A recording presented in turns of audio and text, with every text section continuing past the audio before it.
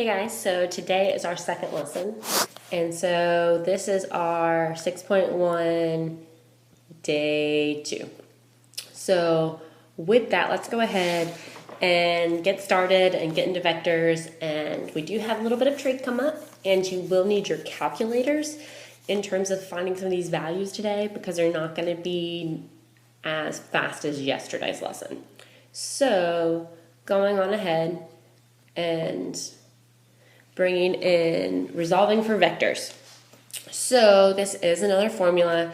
Vectors really, they're not complicated. They just come with formulas. And so for resolving the vector, what that means is we end up having a direction and we need to go find it. Okay, so the components can be computed if all you have is your angle and your magnitude, but you weren't given the actual components. And so we can use it in both directions. Either I can give you the components and we can find the angle, or we can go and we can end up finding the formula, using the formula to find the components instead. So angle theta means yes, we do have some trig that comes in today, which is why we needed our calculators. And so obviously the note below says that if it's a unit vector, the magnitude is 1, and so we just have to deal with the sine and the cosine. But honestly, don't try and memorize that formula. Just use the one above unless you're really good with those like short memorization pieces. Because more often than not, so you will see vectors again for those of you who had linear algebra on your list of math classes you'll probably have to take. And then you will definitely have your components. Or you'll also see it for those of you who have to do matrices. So with these, let's go ahead and get started and use these formulas a little bit. So let's find the components if I give you the direction angle, which is 120 degrees, with a magnitude of 8. So before we get started on this one, let's actually go through and talk about what this means. And so I'm going to draw an XY axis over here so we can see what in the world is it talking about the direction angle. So the direction angle is going to be in the direction, I know, of what angle it is from the origin. And so if you're thinking about standard form, 120 was up here, okay? So my vector is going to be right there that we're looking at, okay?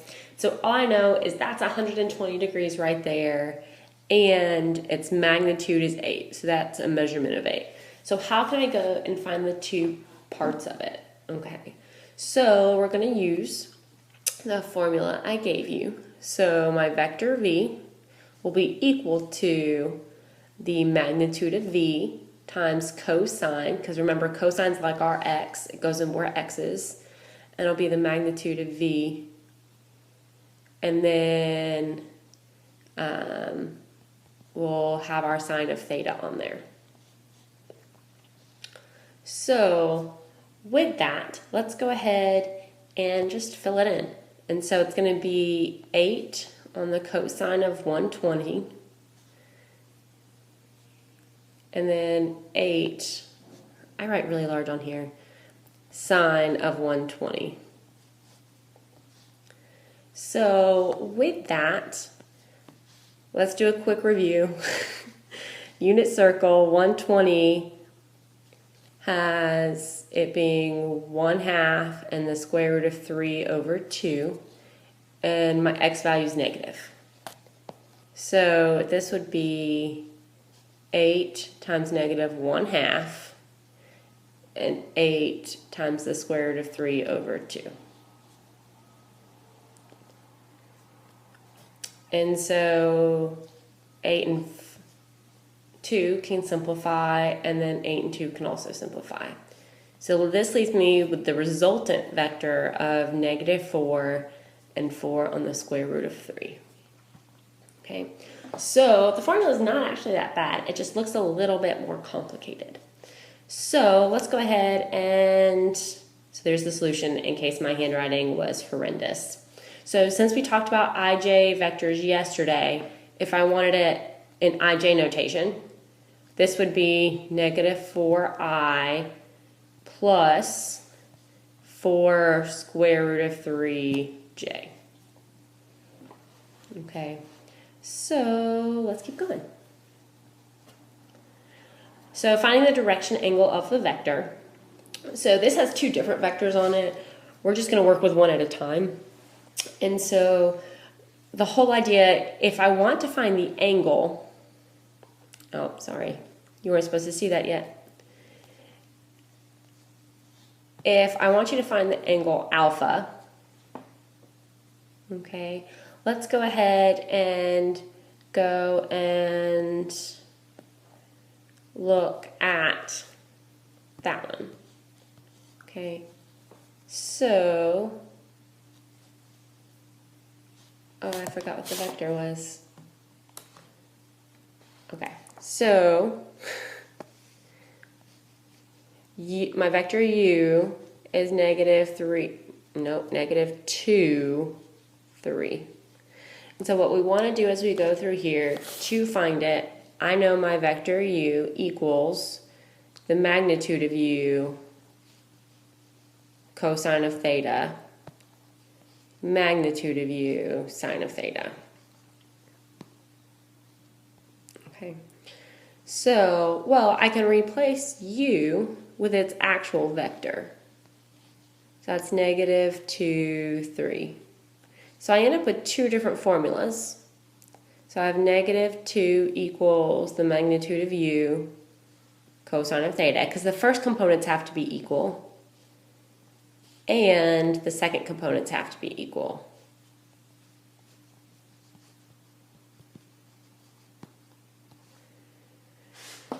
So it does not matter which one you pick, okay?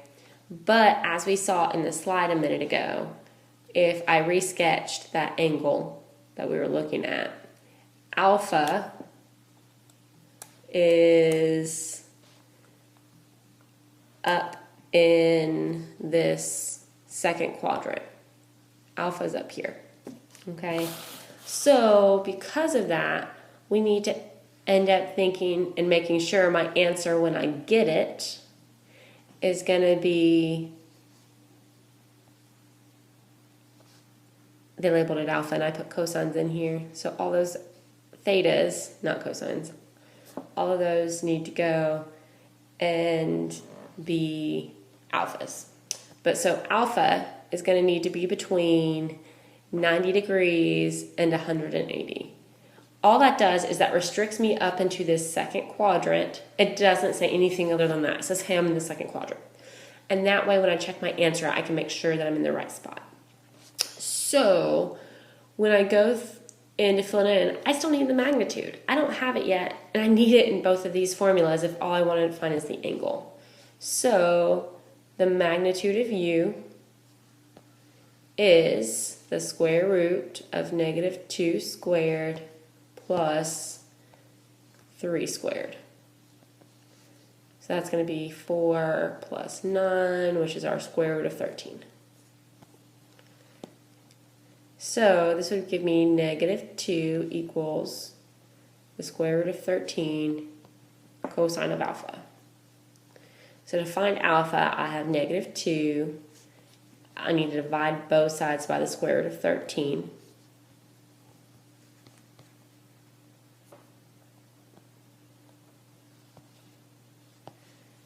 And so over here they cancel out. And so how do I deal with having that cosine over there?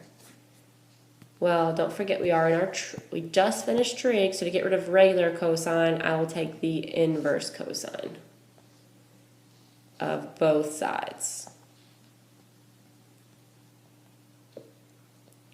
So to do that,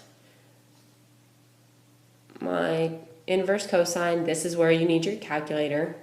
There is no reason to go rationalize that denominator. Okay, so when we go and do that, I'm going to go ahead and put our answer up so you can see the whole thing together.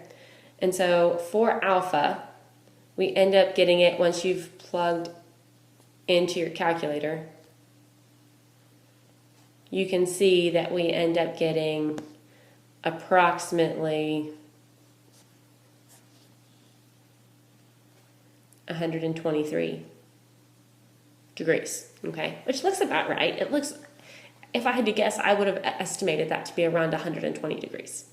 And so with that, that gives me alpha. We do the same process for beta. So when I go to find beta though,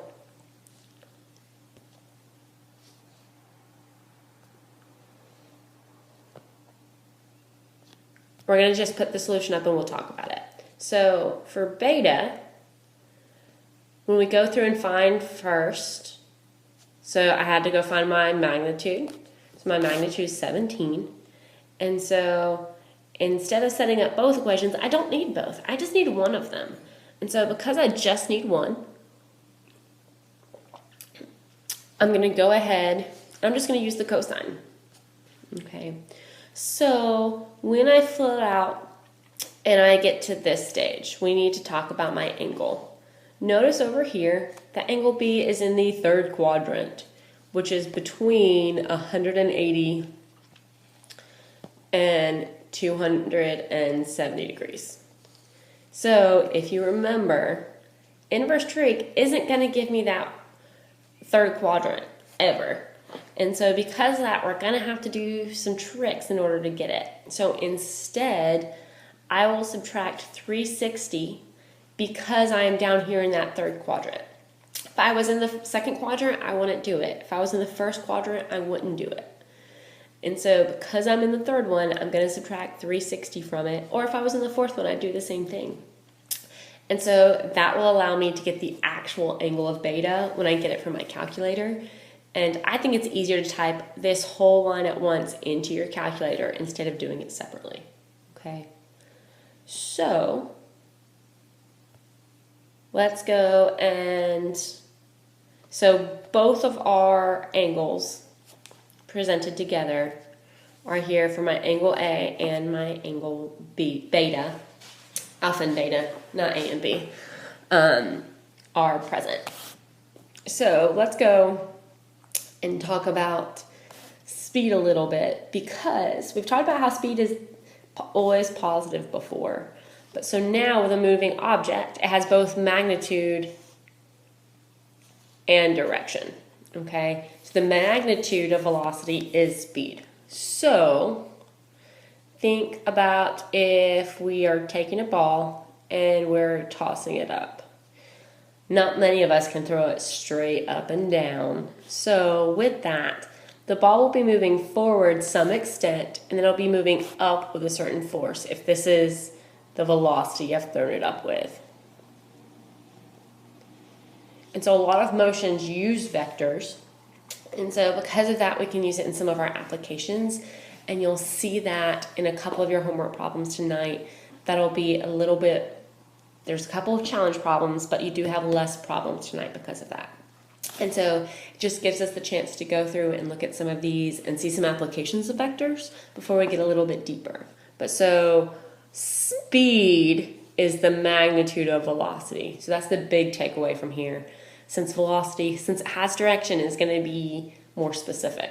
Okay, so that is the end. So your homework is going to be not 6.2, we haven't done 6.2, 6.1, day 2. It is due on 3/27, so on Friday at 3 p.m. Okay, so let me know if you have any questions. I'm here to FaceTime or Zoom. Let me know what y'all need. I am here to help y'all. Miss you guys. Bye.